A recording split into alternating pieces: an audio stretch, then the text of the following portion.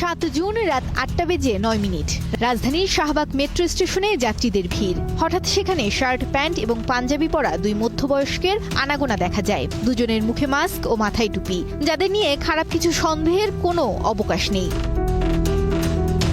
Minute খানেকের মধ্যে আসলো ট্রেন। ওই দুই ব্যক্তি একজনকে টার্গেট করলেন। টার্গেটের যাতে কোনো সন্দেহ না হয় এজন্য তারা দাঁড়ালেন আলাদা লাইনে। টার্গেট যখনই গেটের ভেতরে ঢুকতে যাবে সেই মুহূর্তেই দৌড়ে গেট পাল্টে ফেলে সেই দুইজন। ছো মেরে পকেট থেকে ফোন নিয়ে নেয় একজন, দিয়ে দেয় পেছনের জনকে। ফোন নিয়েই হাওয়া পাঞ্জাবি পরা চোর। আর প্রথম চোরটি গেটে দাঁড়িয়ে এমন ভাব করতে থাকে যেন একটুর জন্য ট্রেনটা মিস হয়ে গেছে। এত কিছু করার মিনিট দুয়েকের মধ্যেই স্টেশন থেকে নেমে চলে যায় মোবাইল চোররা। দৌড়িয়ে গিয়ে নিচে গেলাম, কন্ট্রোল রুমে গিয়ে বললাম যে এই ব্যাপার, আমাকে সিসিটিভি ফুটেজটা একটু দেখান। তো ওরা বললো যে না, আপনার জিডি করতে হবে, আদারওয়াইজ আমরা সিসিটিভি ফুটেজ দেখাতে পারবো না। ঘটনার পরপরই শুরু হয় আরেক ভোগান্তি। মেট্রো স্টেশনে অভিযোগ নিয়ে গেলে তারা কোনো সহায়তা করেনি।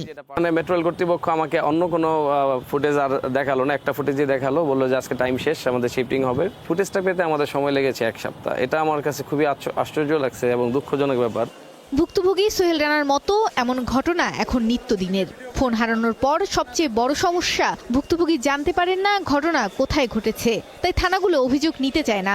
মেট্রো রেলের নিরাপত্তা দেখে এমআরটি পুলিশ, কিন্তু অভিযোগ দিতে হয় থানায়। তদন্ত নিয়েও বাধে দ্বন্দ্ব। এই যেমন সোহেল